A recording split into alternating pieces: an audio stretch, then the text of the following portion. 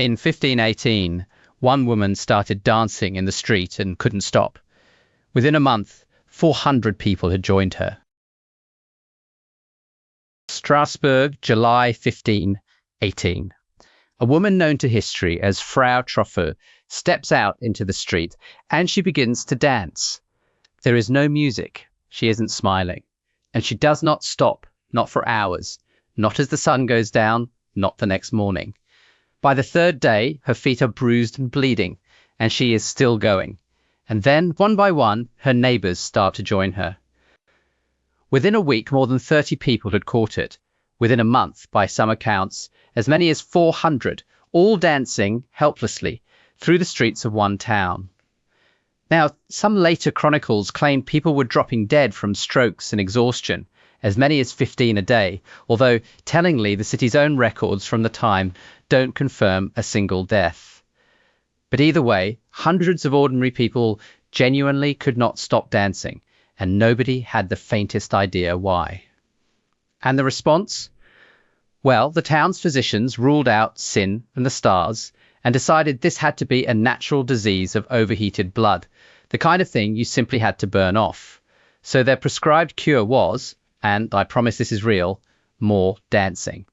The authorities cleared guild halls, they built a wooden stage, and they hired pipers and drummers to keep the afflicted moving until it worked its way out of them. And predictably, throwing a live band at the problem made everything dramatically worse. So what on earth was actually happening? The most famous theory is poisoned bread.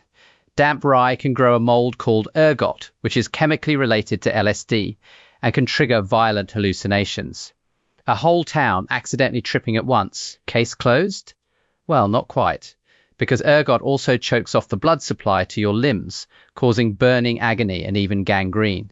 You physically cannot dance on it for days, and a poison would never make hundreds of people perform the same coordinated behavior. The bread, it turns out, is a red herring. To find the real answer, you have to look at what Strasbourg was actually living through. The historian John Waller pieced it together, and the picture is grim. This was a city that had endured years of misery, failed harvest after failed harvest, real famine, and wave upon wave of disease, smallpox, syphilis, and the ever-present dread of the plague. This was a population pushed right to the very edge of what a human mind can quietly endure. And into all of that desperation, you drop one specific, deeply held belief. The people of this region lived in genuine terror of Saint Vitus, a saint who, they were completely certain, could punish sinners by striking them down with a curse of wild, uncontrollable dancing. And this was not a metaphor to them. It was as real and as physical and as possible as catching the plague. And that unlocks the whole thing. Push an exhausted mind to its breaking point, have it truly believe a curse can strike at any second, and it can tip into a trance, the body moving on its own. Psychologists have a name for it, mass psychogenic illness. One woman danced, everyone knew what it meant, and that dread turned out to be contagious. The belief spread from person to person, and it made itself come true. So the dancing plague almost certainly wasn't a poison, and it wasn't a demon, and it wasn't a disease in any ordinary sense. It was a town so utterly crushed by suffering, and so completely convinced of a supernatural curse, that the sheer terror of the dancing was enough to make hundreds of people genuinely do it. It stands as one of history's clearest and frankly most chilling demonstrations that under enough pressure, the mind really can rewrite the body's reality. And here's the thing that should really unsettle you. 1518 wasn't even the first time. These dancing manias flared up across Europe for centuries.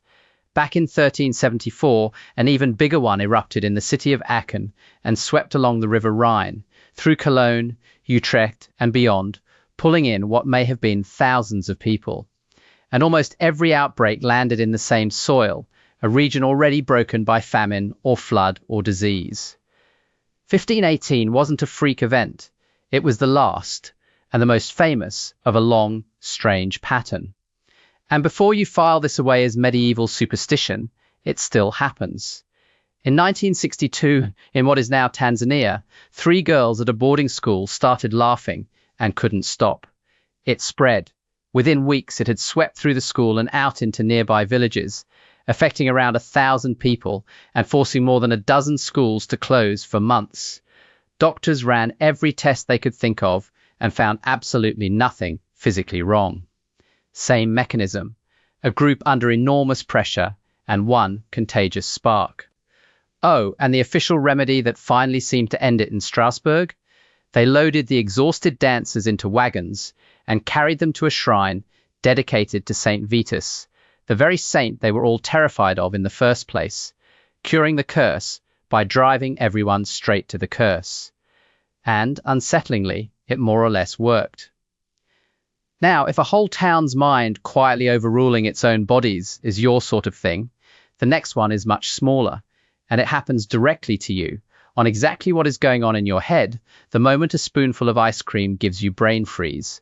Same channel, same nervous little man.